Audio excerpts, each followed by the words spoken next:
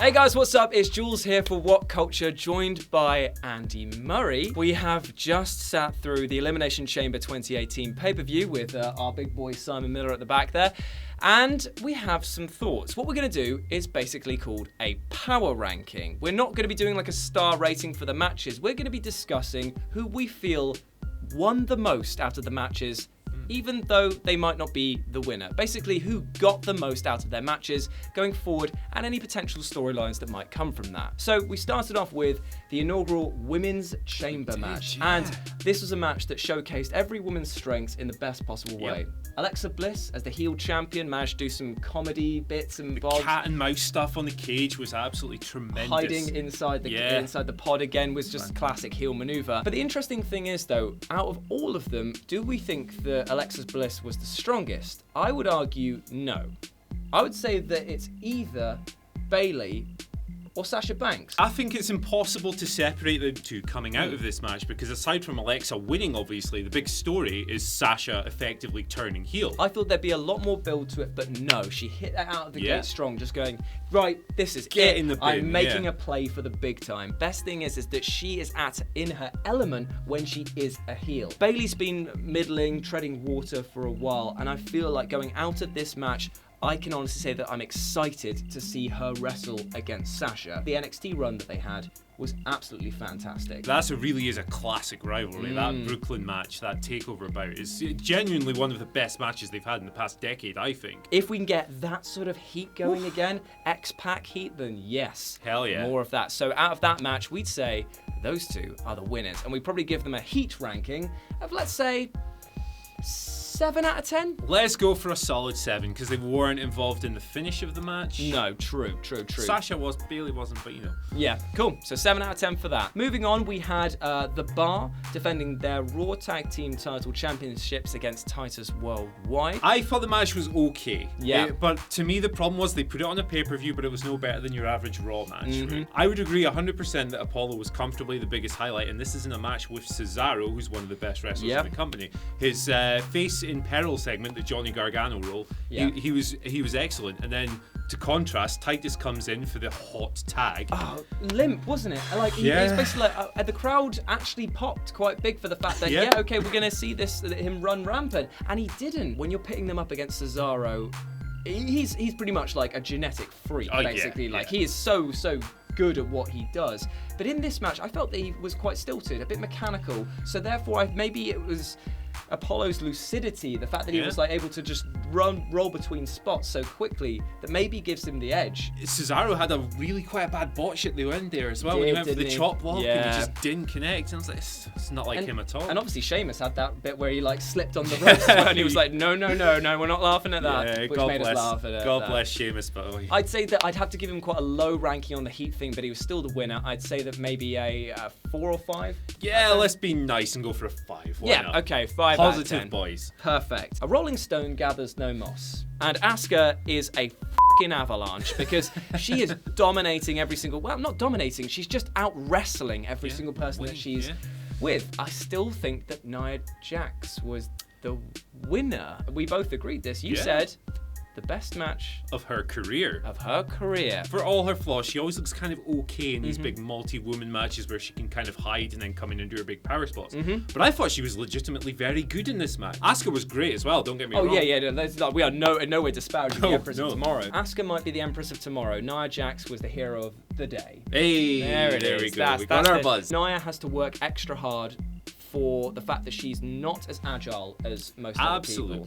She made up for that by being brutishly strong. And I feel that going forward, this has now reignited the flame. Fingers crossed that she goes back to being the female version of Braun, because as we'll talk about later, Braun's doing pretty well for himself. He's all right, isn't he? Let's talk about the Ronda Rousey signing segment. Interesting segment, a segment of two halves for me. Definitely. I'm not going to be too harsh. She's an amateur after all. She's never had to speak in a scripted environment to a live audience like this. The promo wasn't good. No, stilted. Yeah. Roman Reigns. Hey guys, I mean, but it's to be expected. What though, else is she isn't gonna it? say? Yeah. There's a reason that Brock Lesnar has somebody speak for him. Yeah, I mean, we can't really criticize somebody. No, that's exactly it. I think that they possibly chose the most vanilla swerve they could, but they did it in a really interesting way. Having Kurt Angle being the instigator, the catalyst to this whole thing, was brilliant because Kurt Angle's been struggling to look like he's remembered to take his meds in the morning, or basically he's taken too many of them. He seems very asleep at the wheel. I don't think Kurt has been particularly on his game lately. You notice it when he's cutting his promos. Sometimes he stumbles over his words. And he didn't come across particularly assertive and strong. It was more like he was blurting these things out. But then having him be like, "No, seriously, don't sign with them." Yes, that's when he turned it. Yes. And I was like, fair play, Kurt. I was pretty happy to see that she wasn't going down the championship route. Chucking a belt on her would probably piss a lot of fans off. Yeah. She doesn't deserve this in a really talented pool of wrestlers. Yeah, I hate that argument so much, but it's exactly what the kind of backlash we'd be getting. For WrestleMania, Kurt and Ronda versus Triple H and Stephanie. Be interesting. Yeah, it won't be a technical classic, but if they have enough smoke and mirrors like WWE tend to do, I think it could be a lot of fun. The power ranking, there's kind of has to be two. There has to be one for Rousey, and I'd say that we can't deny the media heat she's going to get off of this. God, yeah. We probably have to give her an 8 at least. Absolutely. Just because the steam that she's chugging into that station with. Kurt, I want to give him an 8 as well. Yeah. I want to say that Kurt found his goddamn testicles and he gripped them hard and went full gunning into it. So fair play to them both. What is going on with Bray Wyatt and Matt Hardy? This was bad. This was, for me, the only outright bad thing on the show.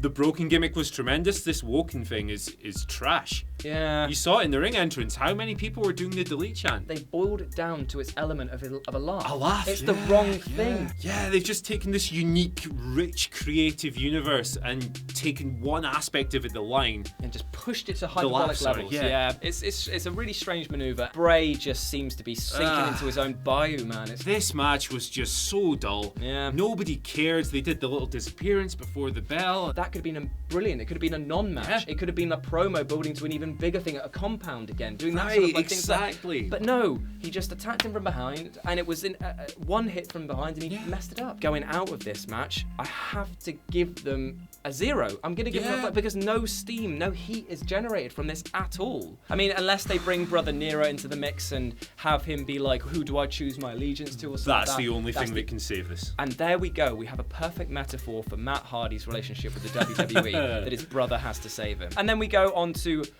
what I consider to be the best match of the night. Okay. I think that The Miz was probably the weakest person of the of that, because I feel like he came in strong, said that he was going to be the first. To Roman. That was the best bit. He peaked way early. Yeah. Just did a really good Miz job, which unfortunately just wasn't enough. Yeah, cowardly heel stuff gets pinned. Yeah, that's Miz. That's Miz. I love him, but that's Miz. If we're ranking these guys in terms of how well they performed, Balor was fine, but he didn't have much of an impact on the match for me. He was his usual athletic, exciting self. But in the end, he was just really there to take a pin for Braun. I think that Rollins was really... I thought it was a little bit of a come down after the gauntlet match. Yeah, so good that match. That was fantastic. I think he got more than Finn because him and Reigns obviously had their team up towards the end on Braun, and then he turns on Reigns, which continues tension with them. Apparently, Rollins will be the first title challenger if Reigns wins. That's exciting that is stuff. Good. Then we have to talk about John Cena. He basically did the AA, the show of strength, and blah, blah, blah, blah, blah. Did all of that. He basically showed that the man that has been created by the WWE over the last 20 years is not enough to survive. He sat down with Renee, got so emotional, and was talking about how it just wasn't enough. He thought that he could, and that he could get to WrestleMania, but he just couldn't make it.